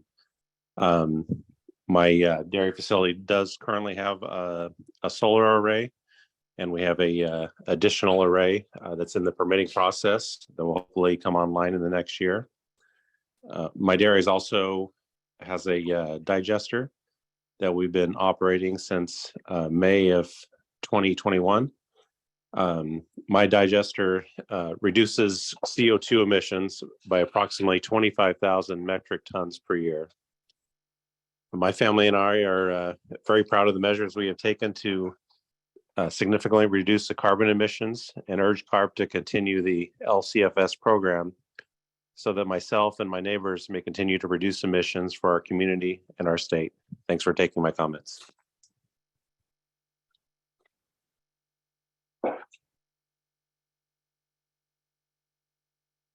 Thank you, Michael. And next we will hear from Christine Ball Blakely. Christine, please unmute yourself and begin. Good evening, and thank you for the opportunity to comment tonight. I'm a staff attorney at the Animal Legal Defense Fund, and I'm here to urge CARB to really listen to the words of the community residents, environmental justice advocates, and experts who have informed the EJ scenario presented tonight. As Dr. Wara explained, CARB really should end avoided methane crediting in 2024. Communities just can't wait until 2040. As you heard from residents tonight, dairy CAFOs already cause unjustifiable sickness and suffering in the communities that they occupy. And unfortunately, CARB's avoided methane crediting in the LCFS, along with some other problematic features of CARB's treatment of factory farm gas, including the deficient life cycle analysis and lack of additionality, exacerbates the harm that these CAFOs are already causing to occupied communities. And as Dr. Wara noted, CARB's treatment of factory farm gas in the LCFS does amount to a subsidy to these dairy CAFOs. This is really a perverse public policy. These subsidies are incentivizing the continued entrenchment of harmful liquid manure management practices and expansion and consolidation in the dairy industry. All of these things further degrade air and water quality in communities, which cause sickness and decreased quality of life, as you heard from residents tonight. CARB should stop subsidizing these dairy CAFOs in 2024, not in 2040. Communities cannot wait that long for a livable environment, and they shouldn't have to. CARB needs to immediately work to reverse the environmental injustice that its policies have created. And in response to Mr. Bocadoro's comment from earlier, CARB does not need to sacrifice environmental justice communities to meet its climate goals, including its short-lived climate pollution reduction goals. Instead of perversely incentivizing the dairy industry's production of liquefied manure and methane, CARB should exercise its authority to directly regulate the dairy CAFO methane emissions beginning in 2024. This will allow CARB to reach its climate goals more effectively than digesters and avoided methane crediting, which do nothing to address enteric emissions, which are the largest source of methane emissions from dairy CAFOs. Again, I urge CARB to listen to the voices of the EJ advocates and residents of CAFO-occupied communities. There have been many industry voices here tonight attempting to drown them out, but as a previous commenter noted, the industry's interest in profit is not more important than the community's right to a livable environment. Thank you.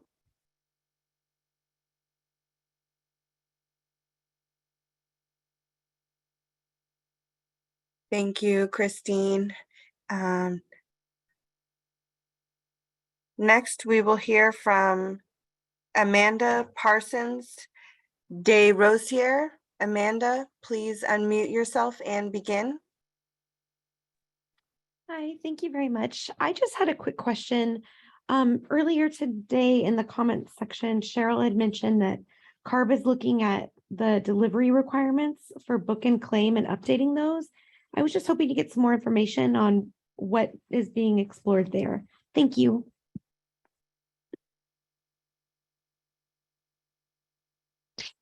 Yes, I can provide a little bit on that. So we are exploring what the deliverability requirements might be for the book and claimed RNG. And so we've presented this in previous workshops where we are looking to align some of the deliverability requirements with other fuels in the program. And so I can point you to other workshops, but trying to ensure that the fuels that are produced through RNG are able to actually get to California through the book and claim or through the pipeline, the North American pipeline.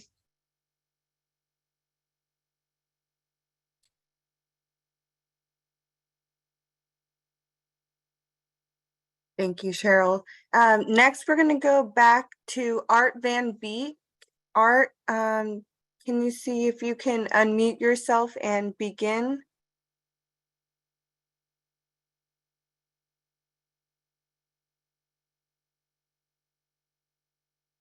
Art?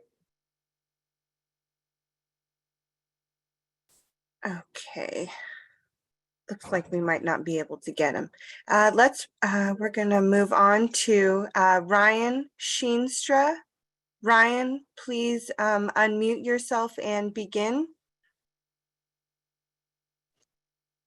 Hi there, thank you for listening. My name is Ryan Skeenstra. I'm a partner at S&S Dairy with my wife and my two parents here in Visalia, California. We have a dairy that is family owned, and I am now fourth generation. My dad being the third generation, I had the opportunity to work with my grandpa and my dad and buy my grandpa out now. We live on the dairy in Visalia here. My dad and my mom live on the other side of the farm from my wife and I. Our dairy has a digester that's been operating since 2020, and we are reducing methane by approximately 15,000 metric tons of CO2e per year. In addition to the digester, we also have a 1 megawatt solar installation. California's dairy farm families are world leaders in sustainable farming practices and producing nutritious, planet-smart dairy products that consumers enjoy. California dairy farms continue leading the way in developing climate-smart farming practices, and we are reducing greenhouse gas emissions, and also generating renewable energy, providing nutrients for healthy soil and plants, and producing carbon-negative transportation fuel.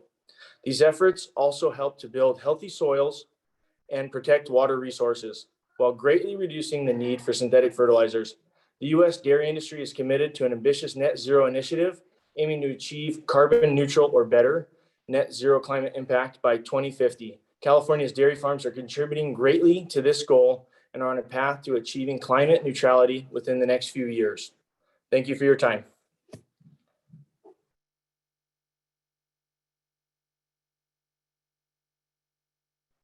Thank you, Ryan. Next, we will hear from Nina Robertson. Nina, please unmute yourself and begin. Thank you. My name is Nina Robertson, and I'm an attorney at Earth Justice. We really appreciate the opportunity to comment, and we appreciate all of staff's hard work on the LCFS. Earth Justice shares the concerns expressed here that the LCFS is failing environmental justice communities by rewarding dirty combustion fuels that disproportionately burden California's most vulnerable residents. LCFS support for combustion fuels is inconsistent with key CARB findings and commitments. Just last year, CARB determined in its state implementation plan that California needs to eliminate combustion wherever possible to meet its air quality goals. And even more recently, and as noted by others here, CARB has also recently required a transition to zero emission trucking. To align with these and other health mandates, CARB must rapidly phase out combustion fuels in the LCFS and boost clean alternatives. Earth Justice urges CARB to make two key changes, which are incorporated into the EJ model that Professor Wara presented. First, CARB should end its treatment of livestock methane as carbon negative by 2024. This flawed accounting creates perverse incentives for fleets to invest in methane burning trucks instead of zero emission options. It also allows hydrogen producers who use polluting equipment to produce hydrogen to profit more handsomely from the LCFS than hydrogen producers who use renewable electrolytic processes to produce truly zero emission green hydrogen.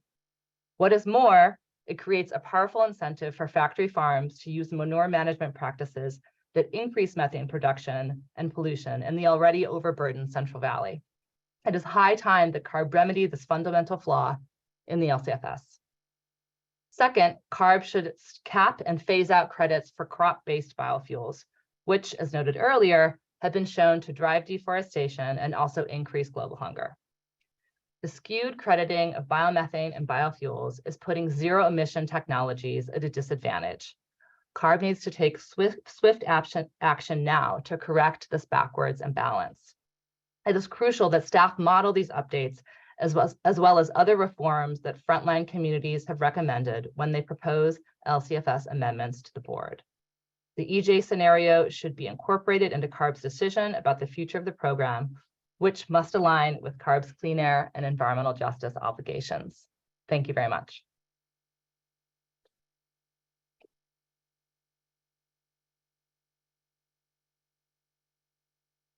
Thank you, Nina. Looks like we have about 5 more hands raised. And we will go ahead and move to Andre Brazil. Andre, please unmute yourself and begin.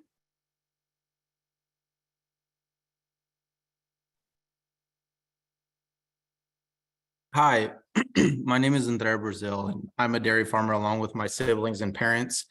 We're one of the many family farms in California that are often misclassified as factory farms. We're simply generational families tasked with providing wholesome food to a growing world. We're not a large corporation, and our business began when my father started milking cows at 13 years old after immigrating from the Azores Islands of Portugal. We all live on the farm and are raising our kids here. We drink the water, we breathe the air. We also provide housing to our employees who are like family to us. And we care about the air that they breathe, the water they drink, and their livelihoods. In my career, I spent some time working for the Workforce Development Board of Tulare County, where I first met the California Bioenergy team. They were reaching out to disadvantaged communities and explaining the dairy digester projects that they planned on building. After learning about the environmental and economic benefits of dairy digesters to dairies and the communities that they support, I partnered with CalBio and built a digester on my family's dairy.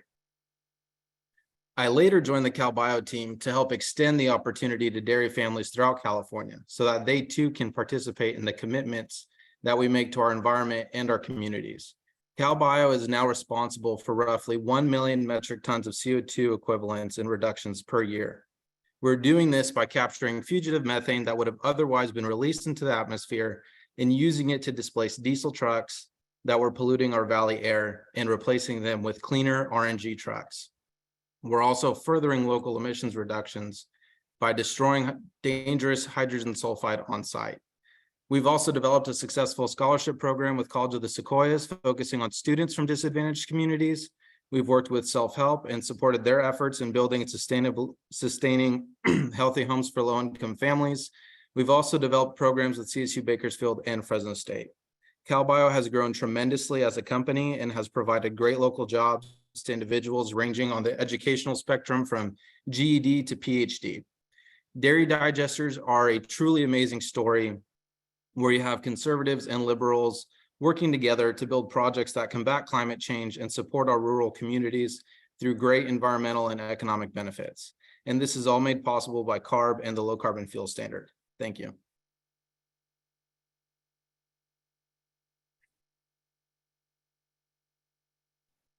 Thank you, Andre. Next, we will move to Daniel Ress. Daniel, please unmute yourself and begin. My name is Dan Ress, and I'm speaking on behalf of the Center on Race, Poverty, and the Environment, calling in from Delano on Yokuts land. We provide technical and legal support for low-income communities of color in the San Joaquin Valley. I want to thank CARB staff for providing this community-focused public workshop, and I hope you're able to hear and respond to the powerful stories you're hearing. We can't pretend that market mechanisms are neutral. In fact, they inherently contain a value judgment of muddied interests over public health and environmental justice, which are difficult to monetize. Who benefits from dairy biogas, from gray and blue hydrogen, from biofuels? Not the people living nearby production or those most impacted by combustion, predominantly low-income communities of color, but big ag, big oil, and other corporate interests. Further, each assumption made in modeling and permitting contains a value judgment.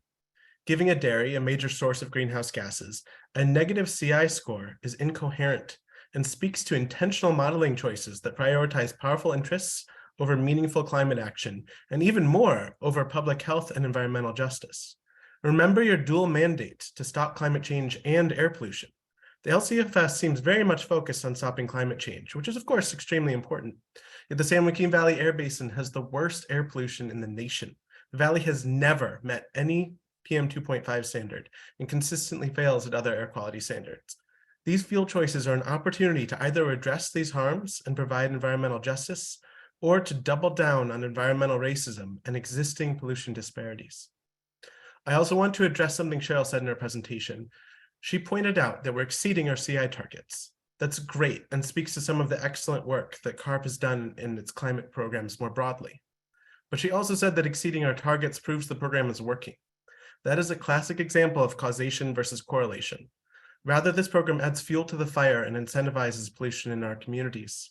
The LCFS is required under AB 32 to provide additionality, ensuring the program has climate benefits that are additional to benefits from other programs. It can't just claim credit for what other programs are doing. Allowing direct air capture projects across the globe to generate LCFS credits ignores all the other programs that incentivize direct air capture, including generous federal tax credits. The inclusion of dairy digesters ignores other methane programs. The entire program doesn't seem at all interested in providing additionality. I hope CARB is willing to incorporate our feedback and the excellent modeling from Professor War's team to improve the LCFS. It's not enough to look like we're stopping climate change. We must actually stop it, and we can't poison frontline communities to do it. Thank you.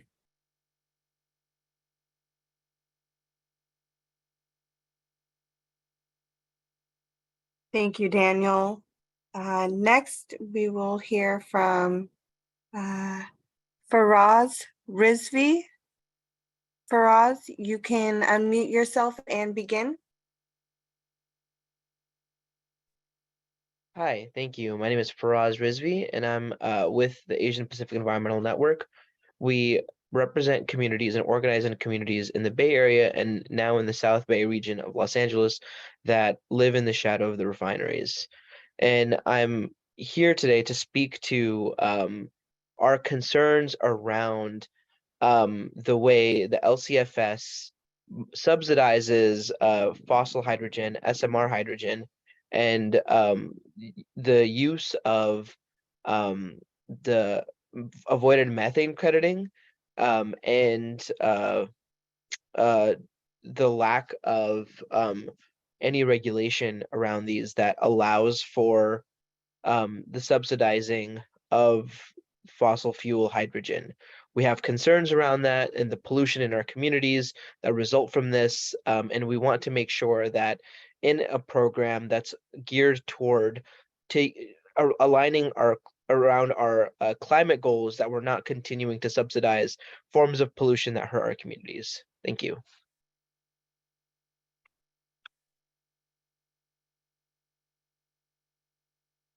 Thank you, Faraz. Next, we'll hear from Gary Hughes. Gary, please unmute yourself and begin. All right, thank you. Thank you. My name is Gary Hughes. I work as the Americas Program Coordinator with the international organization Biofuel Watch. And I'd like to extend my thanks to Professor Wara and the team from Stanford and everyone from Leadership Council that's doing such incredible work on this. And I guess thanks to CARB for allowing this to happen, though at the same time, I'm really very concerned about how CARB is handling these matters.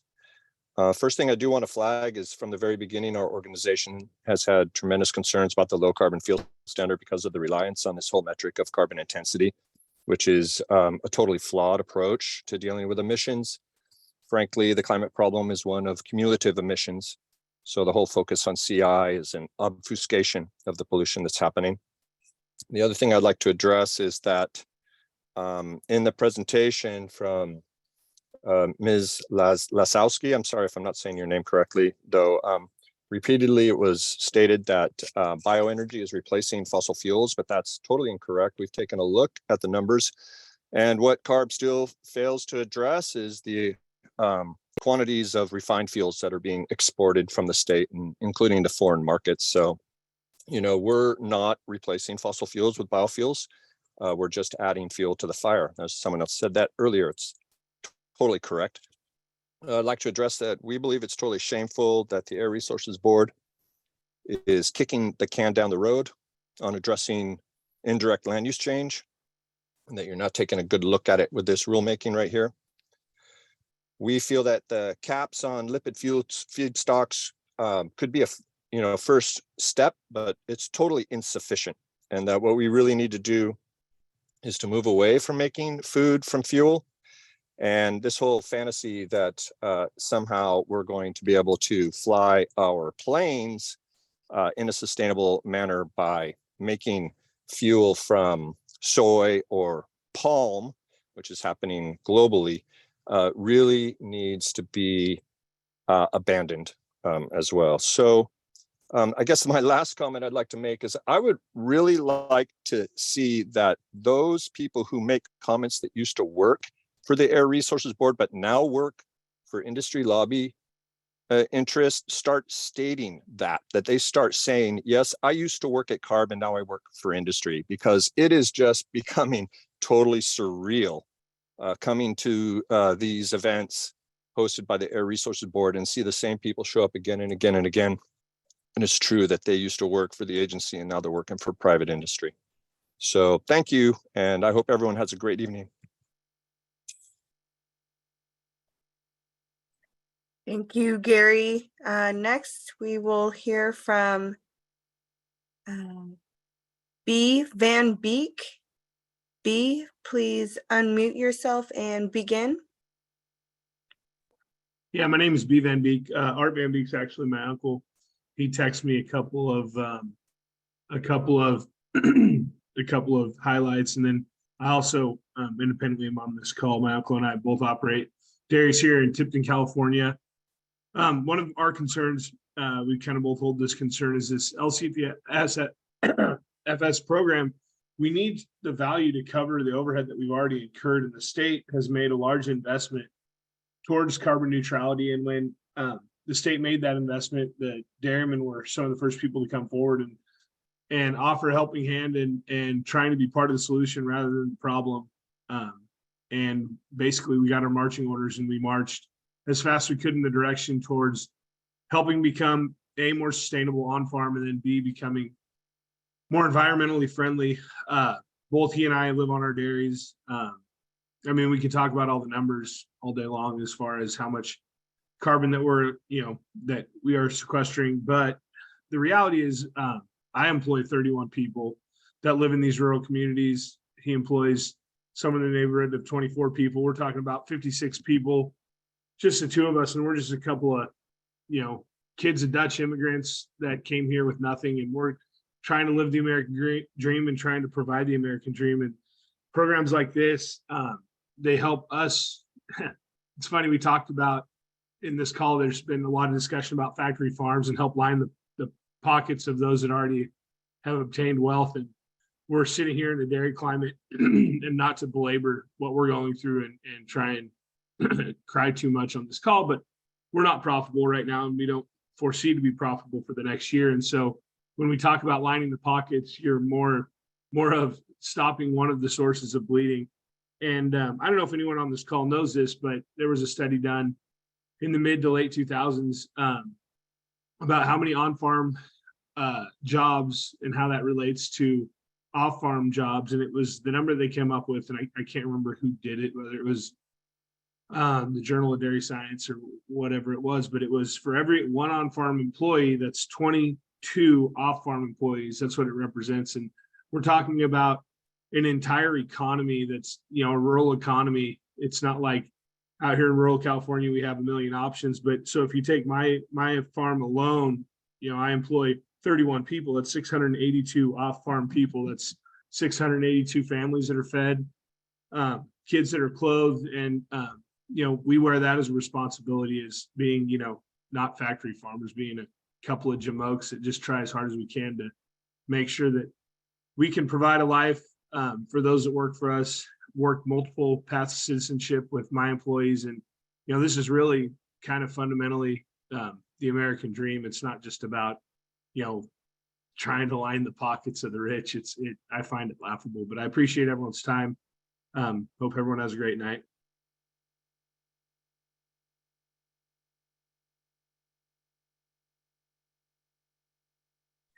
Thank you.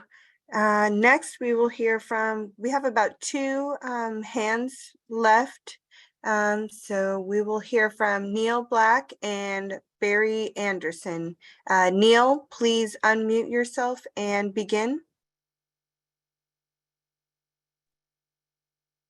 I want to thank CARB for hosting this tonight and giving me a few minutes to speak. I'm one of the founders of CalBio, California Bioenergy, and we formed the company 17 years ago. And I think we actually have a lot of that we have shared goals across the people who are speaking, and that's both to reduce methane emissions and to protect local air quality. I think there's a lot of misinformation out there. And as one of the dairy farmers just said, digesters are part of the solution, and we really want to be able to share our experience and learning with many of the people on the call tonight to understand that. We're also residents of the San Joaquin Valley, and we breathe the air, the very heavily polluted air of the San Joaquin Valley, and work very hard to improve air quality. CalBio has 54 operating digester projects. We're destroying roughly, or preventing the emission of roughly 1 million metric tons of CO2e a year. The Low Carbon Fuel Standard program was instrumental in this achievement and instrumental in keeping these projects going economically, and will be instrumental in our ability to build new projects. We should be able to double the reductions of methane from what we have right now. But very importantly, we also seek and achieve improvements in local air quality. Hydrogen sulfide that was prior emitted and caused a lot of the smell from dairies, we destroy, which also then prevents other pollutants that result from hydrogen sulfide.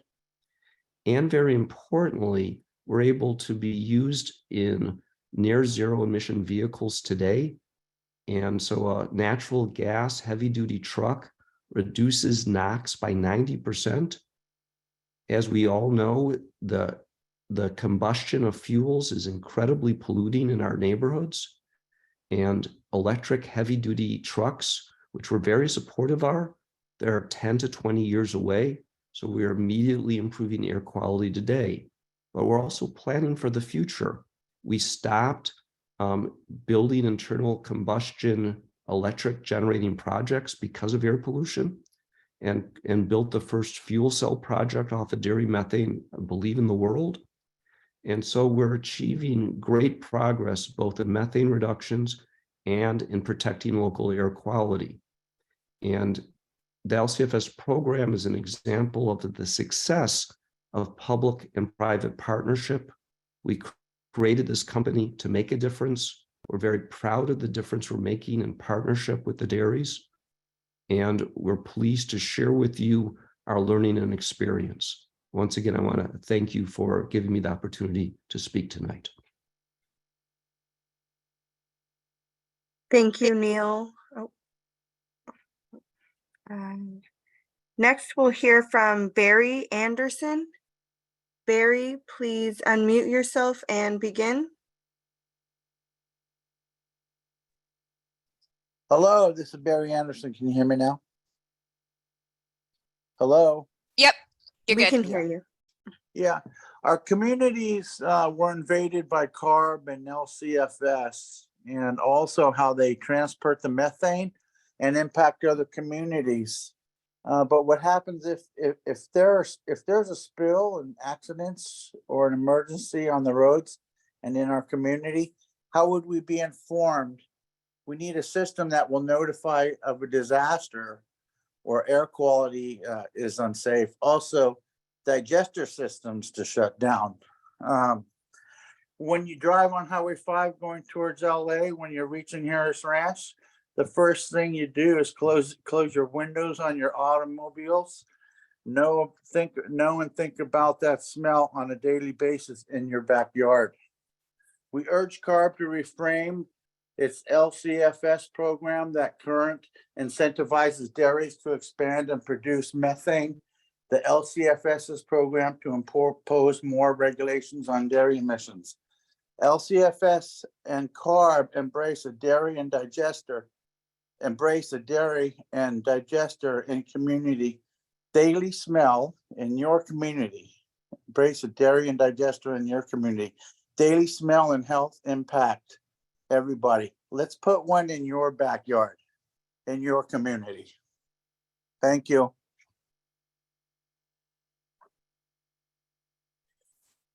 Thank you, Barry. We're going to hear from one more commenter for tonight. Craig Monroe. Craig, please unmute yourself and begin. Yes, can you hear me? Yes. Yes, I just wanted to say that I work for CalBio Energy. I have for the last 4 years. I'm a veteran of the United States. I worked in the oil industry for 30 years. And the oil industry now is so depressed that I came to work for CalBio, and when Neil and Ross explained what they were doing, I was very enthused about it. They employ many people here in the Central Valley that had worked for the oil industry that do not have those jobs no more. We are a very environmentally friendly company. They insist on that. I oversee a lot of the construction. I started when they first started building digesters. Digesters clean up the air. Digesters capture all this smell of the open lagoons that used to be there that now go into the digester. And I just want to say that I am they take care of my family and many families here in the Central Valley. Thank you very much. Thank you so much, everyone. I want to be respectful of the time. We're 2 minutes over, but again, I want to thank the community members and the other stakeholders who provided comments, and to Michael and Leslie for their comments. And I want to hand it to Matt. Thank you. Hi all, I'm Matt Botel. I'm the Division Chief for the Industrial Strategies Division, and so I oversee the LCFS as well as a number of other programs. I want to thank Cheryl and the staff for holding this community meeting, but I really want to just echo my appreciation for all of you for spending your evening with us tonight. And I just wanted to offer a few thoughts on I've been sitting here listening intently, taking notes from all of the comments that we've gotten, and really want to recognize that many of the comments and the feedback that we've gotten, particularly on the dairies, echo similar concerns that we've heard through a number of avenues over the last year or two. And I just appreciate those comments, and appreciate the comments too from the dairy farmers. And I think what we're hearing, and the comments on the dairy side particularly too, really highlight some of the challenges that the state is facing, in terms of needing to reduce our climate changing emissions, and needing to improve air quality, particularly in areas overburdened by poor air quality like the Valley. But also making sure that we're supporting cleaner options that can do both, and that we're not simply exporting our climate pollution and air pollution to other states and other jurisdictions. And so these are all the things that we're trying to accomplish by both trying to phase out fossil fuel use and making sure that alternative fuels are available for our vehicles, and really focusing on increasing non-combustion fueling alternatives in the coming decades. And that transition to non-combustion, it's going to take some time.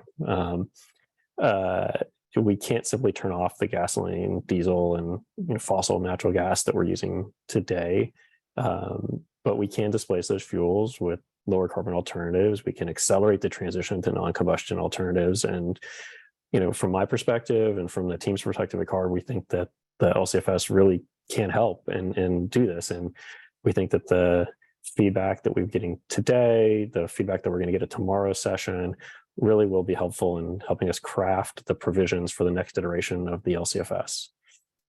And then finally, we did hear a lot about dairies today, and they're important, but I want to flag that the program really does so much more. And the questions that we asked on the slides about how we can leverage this program to get more people and businesses to adopt zero emission vehicles are also really important as well, because getting that broad adoption of those technologies really is key to our continued progress on improving air quality and reducing climate change emissions.